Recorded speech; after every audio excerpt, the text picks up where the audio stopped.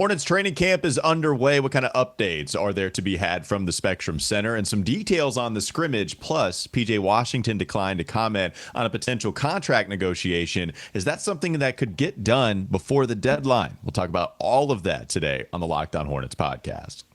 You're Locked On Hornets, part of the Locked On Podcast Network.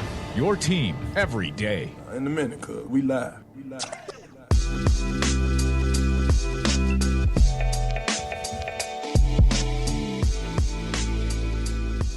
It's Locked On Hornets, a part of the Locked On Podcast Network. It's your team every day. Thanks for making us your first listen. We're free and available anywhere you get your podcast, and that includes YouTube. We have Doug back on the mic. We got to get him back to the family because he's on vacation, and you said you were playing some type of games. At least there's got to be some awesome board games. You know, family night board game. Those are the awesome parts of vacation, especially Listen, you're supposed to be younger than me. You're supposed to be hipper than me. It's not board games anymore, man. It's all digital, baby. You got the co-op play. Yeah, Nintendo Switch, Okay. I mean, come on, all kinds of stuff going on. Let's go.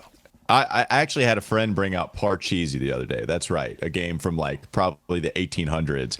And I suck at Parcheesi. That's only when the power goes out. Parcheesi only comes out when the power goes out. Which might happen, by the way, with residents here in Charlotte. I know a lot of people here on this side of the country are going to be affected by Hurricane Ian. So thoughts, hopefully everybody is doing okay while Hurricane Ian does make its way across the eastern part of the U.S. Let's talk about the Charlotte Hornets. Training camp underway, Doug. Feels like physicality is the mantra that Steve Clifford is providing. And it also seems like they're just, rolling out the basketballs on the floor and saying, all right, let's play some ball, guys. Like, we're going to divide you up into five, and not a whole lot of, sure, they're going to be running some high-level basketball, but they're not necessarily... They're not meddling right now, and it wouldn't be meddling for a coach, but they're just kind of letting the players do their thing at this moment. At least that's what it seems like, Doug. Well, listen, in terms of the physicality, yeah, the Hornets need a lot of it. They were 29th last year in defensive rebounding. They were 20th in points allowed per 100 possessions in transition. So they're going to need to shore a lot of that up, and with the same personnel. So that, to me, is like the number one job for this for Coach Clifford, is to come in and over time change the culture of this organization and of these players that really demands that kind of physicality. And look, I think generally they have the bodies to do it. Is this the most talented team in the world? No, but I think they're fringe enough that, yeah, if there's a little bit of extra want to and some luck and staying healthy, this team could maybe slightly overperform their expectations. I love the idea that Clifford is coming in here, by the way, with a team that they know each other very well, but they don't necessarily know Clifford really at all.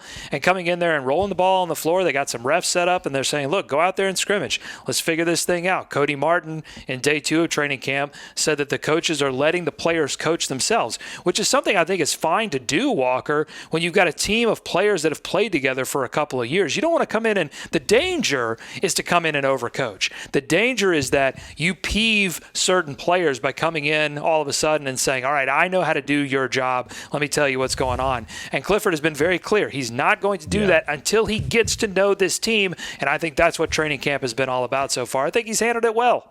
Yeah, I do too. I think he's saying all of the right things. Steve Clifford, we know, though, is going to be good at this part. It's ultimately going to come down to the wins and losses. We know that Steve is awesome with the media. He lets you win. He's very open. He's very candid. He's not going to mince words on what he thinks about a particular player or a particular situation. And he said flat out in a bunch of different interviews, availability, he's telling you that this team was not physical last year, and that has to improve. You mentioned some of the stats. He also mentioned at the luncheon last Friday that this was a team that I think was 28th in the league when allowing opposing paint touches, and that's something that can't happen. Even if they were good offensively at getting into the paint and scoring there, whether it be kick out or trying to finish at the rim, they were also very bad at that defensively. The other teams were pretty good at it as well, and so hopefully they're able to fix that. Steve Clifford continuing to be very clear. You brought that point up. I think that is extremely significant for a new coach to come in and give you a decisive, very clear, transparent, this is my message, and not to overcoach, as you put it as well. I think one thing that he's done a nice job at is telling everyone how prepared he needs to be. So it often comes out in the form of his relationship with Lamelo Ball, because everybody wants to know about that relationship. He talked about it in his introductory press conference, talked about it on media day, mentioned it in different interviews, right? He's discussing how important it is that he's prepared, because he didn't play in the league. He mentions that too. Tyrone Corbin, he played in the league. There are different coaches on the staff that Mike can take care of that aspect. But when he brings credibility, he has to be prepared, having watched a ton of film, having watched what you did last year, give you the positives and give you some of the stuff that you need to work on. And he needs to establish something where the players leave that gym and say, you know what, I don't agree, but he makes some good points, or, he does have my best interest at heart.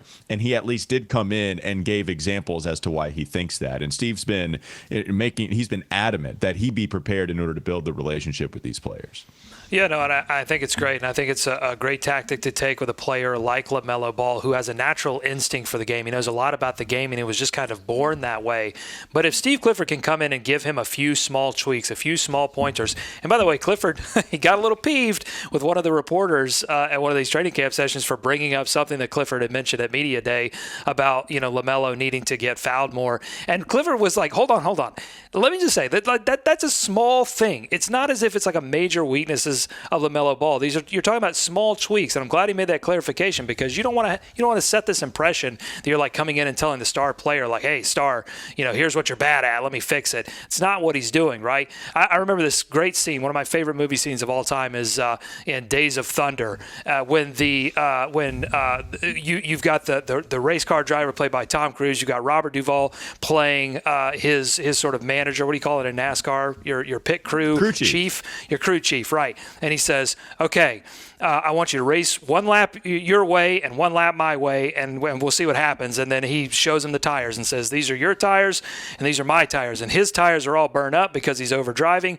and his tires are great. So giving them examples, and I think that's what we need to see this preseason, when Clifford, lays in these tweaks. If Lamelo can witness, oh yeah, like I'm getting fouled more, or this is happening more. If he sees his role increase, if he sees his role different than what it was under Borrego, even slightly, if he sees some of that, those kind of things coming to fruition, that will form the bond. If nothing changes, then I think the bond's in trouble. But if something does change for the positive for Lamelo, then that's going to be established immediately, and that bond will be unshakable. And I talked about that yesterday, the tweak there. And Did you? I didn't watch. No, that's fine. It's okay. You're on vacation and you weren't talking, so it is a double whammy. There are two reasons as to why you would not watch this Locked On Hornets podcast. But I did talk about that yesterday.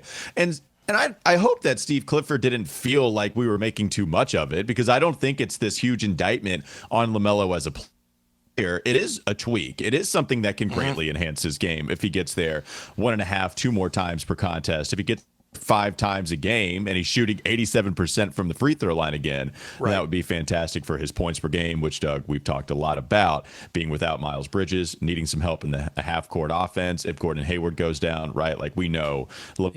So being the star player, a lot of responsibility falls on him, because, maybe it's indirectly because of the team, because they haven't gotten anybody else.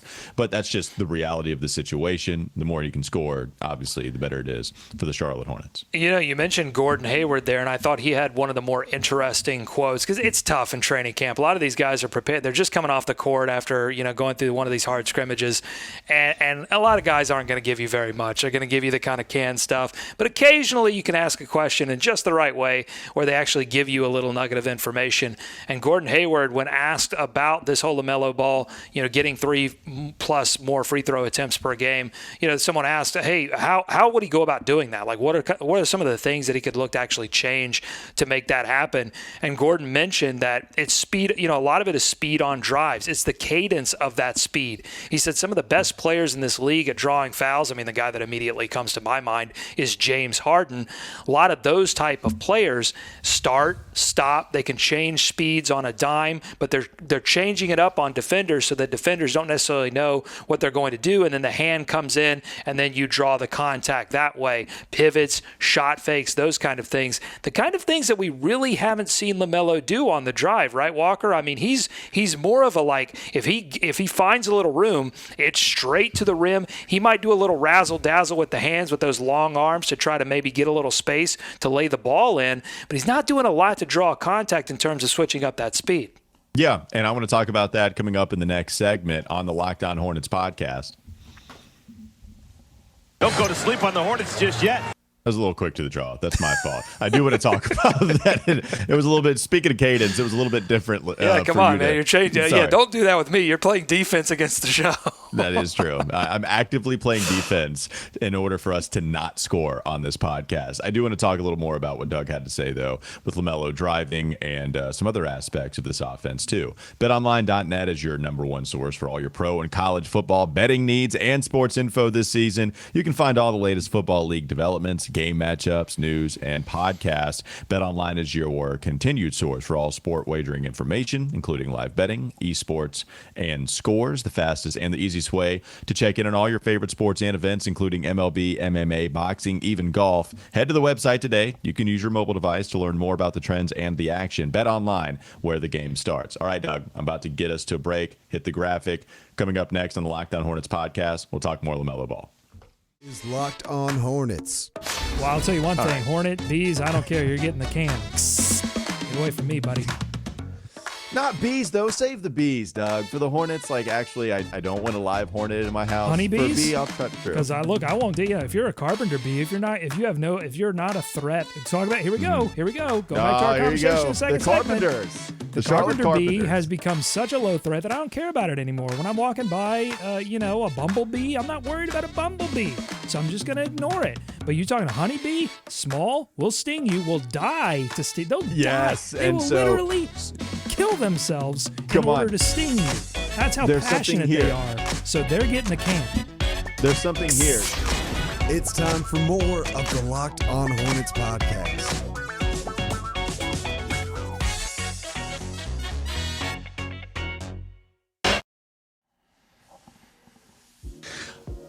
Thanks for joining us again on the Locked On Hornets podcast, talking about Lamelo Ball, training camp, the Steve Clifford era, again, having already experienced it, but now completely different roster that he's dealing with, and he has a star point guard, but maybe with a higher ceiling and certainly a young one, as Lamelo just turned 21, talking about tweaks to his game. You mentioned how Gordon Hayward discussed changing your speeds when driving to the rim. And I remember reading an article on Chris Paul. This was a long time ago when he really just entered the league and was starting to make that jump. He was awesome immediately.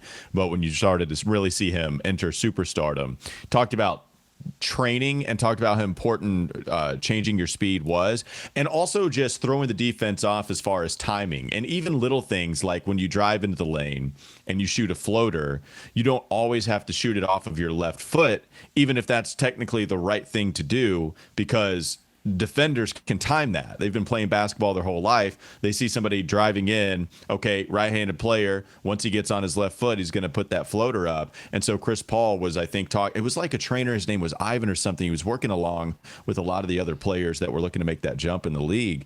And it was talking about not allowing your defenders to time and jump when you're going to get that shot off. Still, right. Same thing, changing speeds, right? Chris Paul, very good at that. Kind of has to be, because he's small, and when he gets into the paint, that's a way he can get his shot up in the air. It's also funny, SGA is slow. He's like quite actively not a fast basketball player, but gets fouled all the time and goes to the free throw line because he is so shifty and he changes speeds constantly. You have to adapt like that. So when LaMelo Ball is running in transition constantly, when he puts it to the point of, if there's 100 possessions in a game, 100 of those I want to run full speed transition and have a fast break opportunity. When you're in a half court, it may be, the stationary handle, right? Pinning guys on your hips, not picking up your dribble, fake jab step, bang. Like, those are the types of things that I do think is going to give him some more attempts, and they are just tweaks. They do come with learning the game as a point guard, also only being 21 years old. Of course, this is all going to come to him. Right. I mean, he doesn't have that like De'Aaron Fox straight line speed, but what he does have is the ability to make a pass anywhere on the floor, and defenders have to respect that. And I think he uses that at times to get to the rim a little bit easier than other players. Another thing, too, is that he's extended his range so much, and his pull-up jumper was so deadly last year that, like, you have to respect it, and it pulls defenders up. And Borrego, to his credit, ran a lot of higher pick and rolls for Lamelo Ball and just gave him a runway that he would use to get to the rim. And then I think it's keeping that and then changing up that speed, changing up that cadence. But here's the cool thing, Walker. I don't think I'm glad LaMelo is going through this process of looking at ways he can get fouled more to help his rim efficiency. Okay, that's great. But honestly, I don't think he has to do a thing. And it would improve this year, and I'll give you two reasons why. Number one is that Steve Clifford has come in and is stressing pace, not just on opponent misses, but also on opponent makes. So I expect this team to play even faster than they did last season, and I think that's going to mean big things for LaMelo Ball.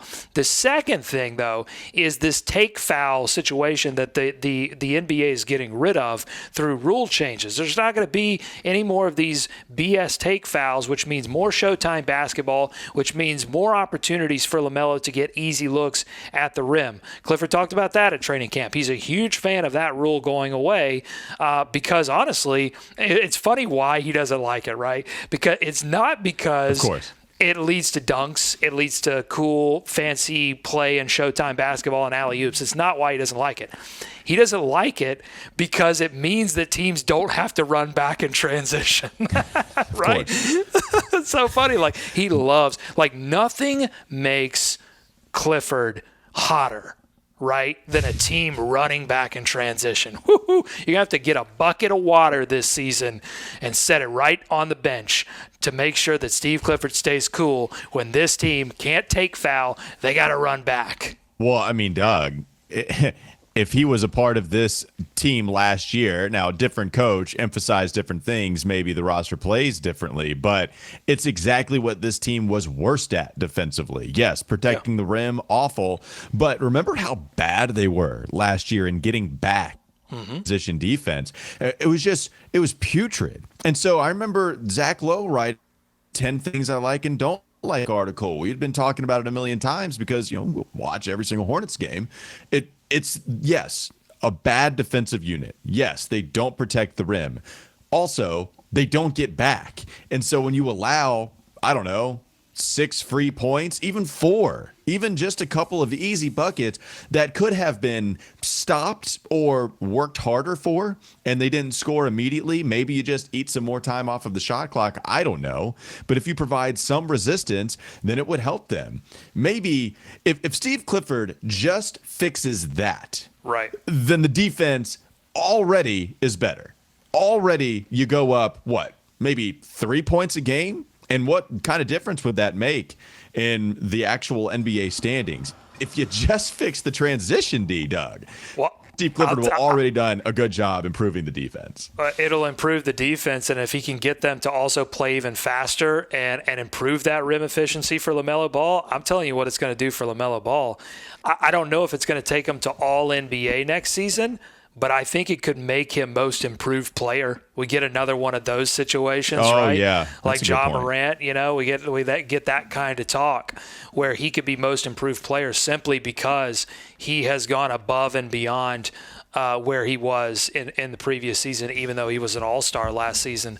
So, and that's what it's going to take, right? It's going to take players getting into those kind of considerations that you wouldn't have thought they could get into prior to the season beginning, especially if you're going to be missing a key piece from last season. That's the kind of thing that it's going to take to overperform the expectations. And speaking of, trying to play in transition after makes, I feel like LaMelo did that a lot his rookie year.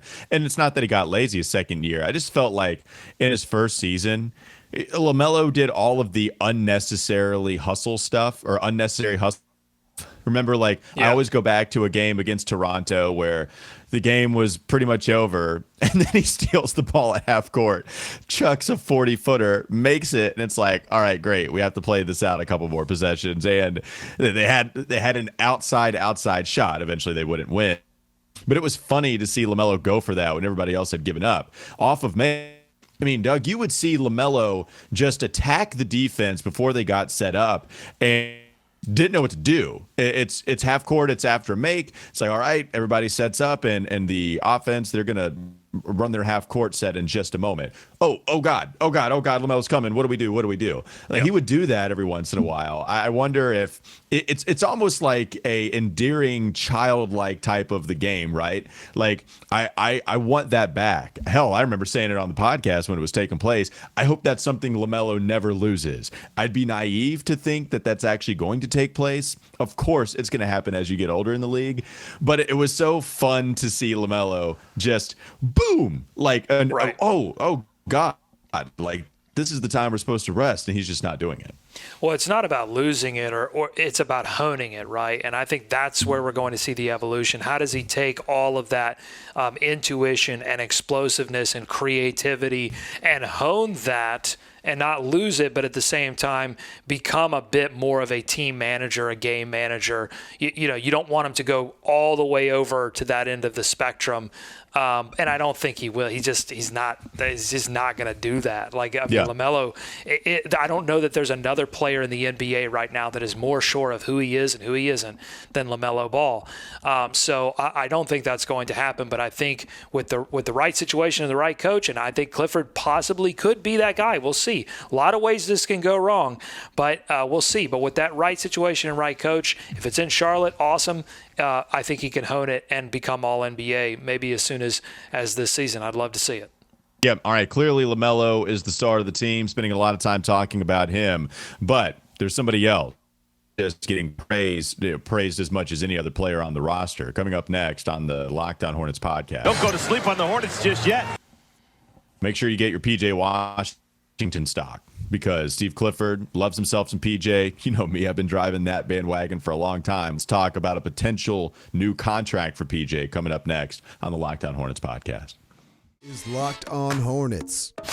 I think you guys are kind of being a little hard, because they are again, and this is me trying to be Mr. Positivity, which is really not my role, but they're the turntables have definitely turned here. This is absolutely not your role. And in fact, I think leaving this podcast has turned you into a completely different person when it comes to the changed, Hornets. Man. So what I'm saying is, I think we should discredit whatever you're about to say even before you say it. Go ahead. It's time for more of the Locked On Hornets podcast.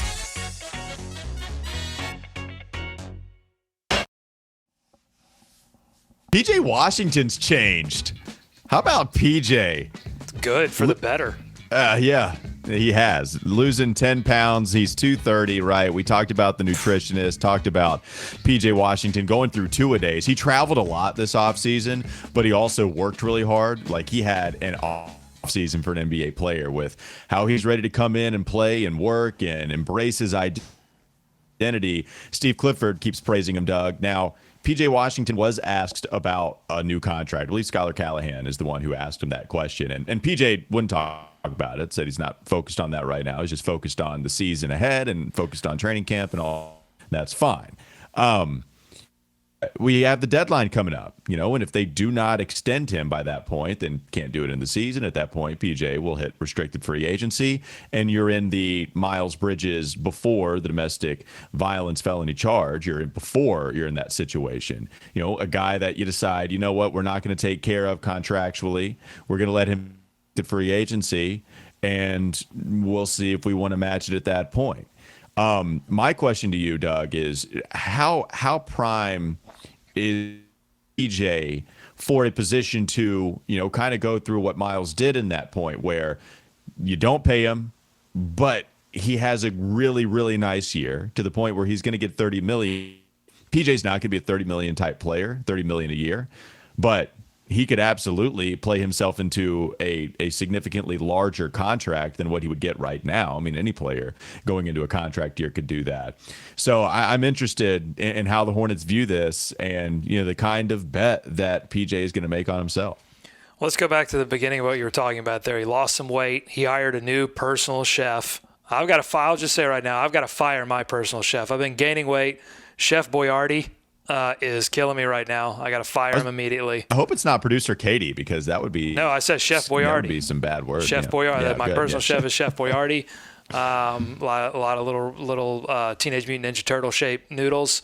Oh, the raviolis too. They'll kill you. Oh yeah, the ravies. Love me some ravies. So I got to get rid of that. So I'm going to take his advice and hire another personal chef. I think that's right. That's what he was telling you to do. That's what did it. He lost 10 pounds this offseason, 2-a-days, and no more SpaghettiOs. And I love my guy Shyler Callahan, but I was listening to the press conference and he was asking about the contract, and I was like, yes, all right, pin him down, get him in that contract talk. And then he said, or are you just focused on the season? It's like, no, Shyler, yeah. Don't give him the out. Don't let him say, let him do that on his own. But I think you're saying Shyler, by the way. It's Skyler, just to clarify. It should be Shyler is what I'm saying. I mean, all due respect to his mother and father, but it should be Shyler. So Shyler is a much better name. Anyway, so let's get him on the show. Let's get him on the show. Yeah, let's do it. Shyler Callahan. All right.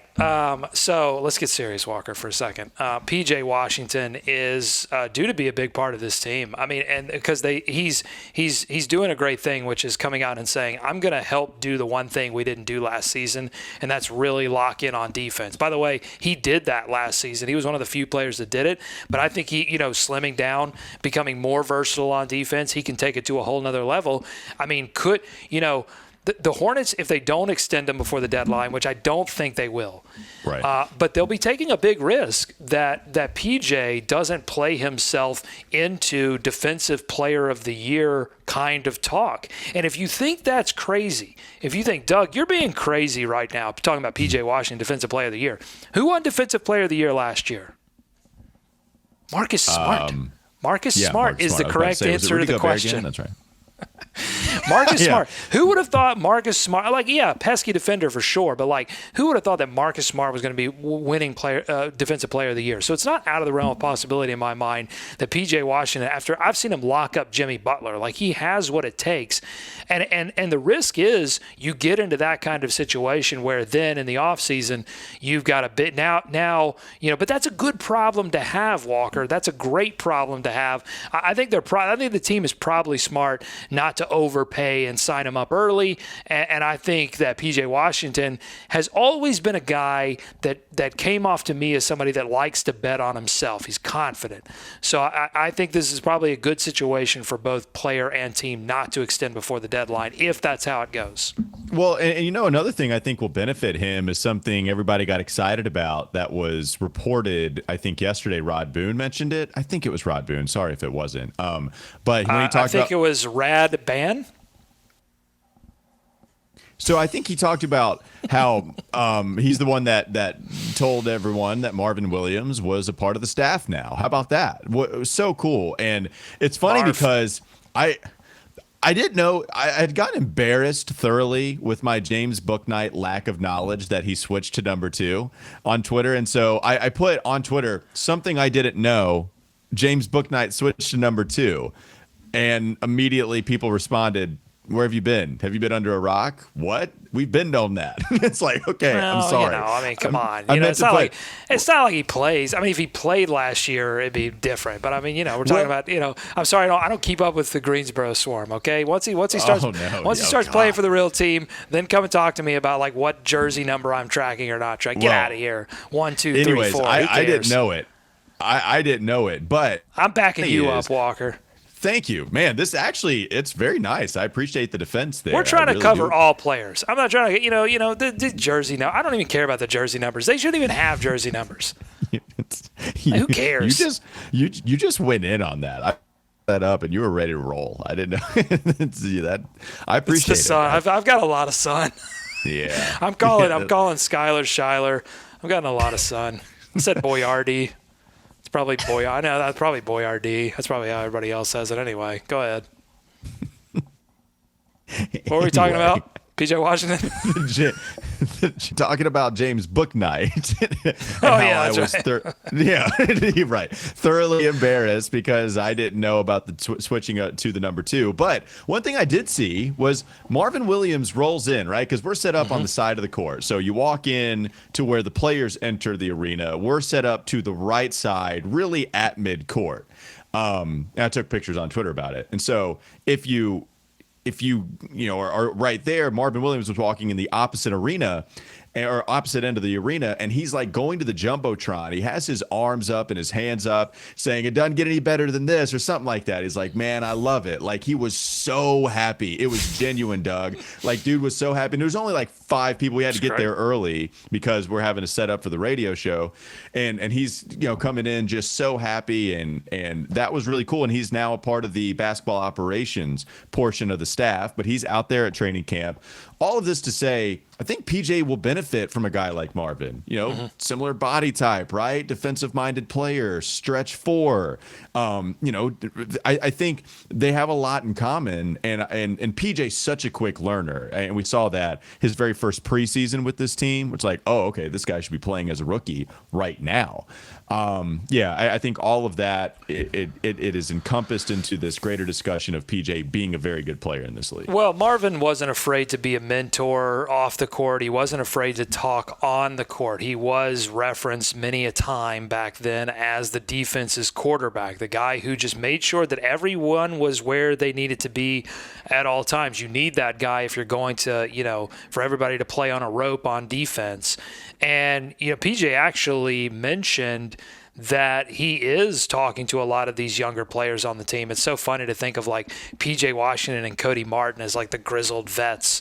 Man, time flies, especially when you have a baby. Cody's especially weird because that guy is like 27, 28, and he stayed 5 years in college. Yeah. He transferred from NC State, and stayed there for a while.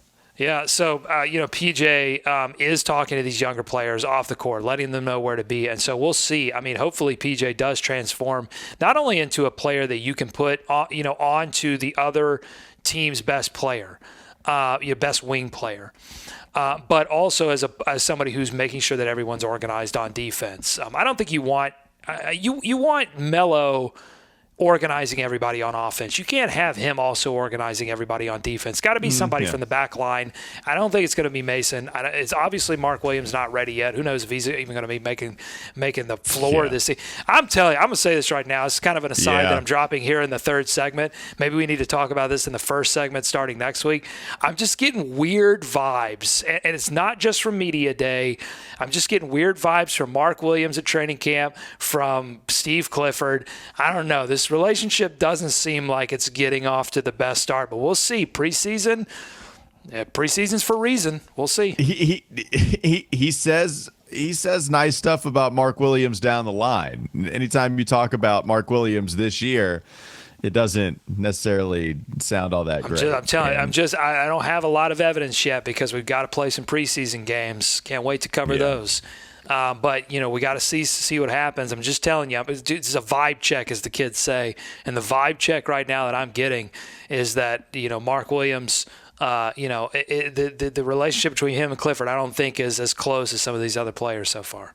Yeah, well, we'll see exactly what takes place his rookie year. All right, that'll do it for Locked On Hornets. Thanks, as always, for joining us and making us your first listen. We're free and available anywhere you get your pods. Make sure you check out Locked On NBA, by the way. It is your daily 30-minute update on everything taking place within the association. Again, you can find that wherever you get your podcast. Have a great day. Remember to be on the lookout for a crossover pod with Locked On Knicks. It will last longer than the 3-minute segment Doug just gave you. So about trading for Julius Randle or to please. Not trade for Julius Randle.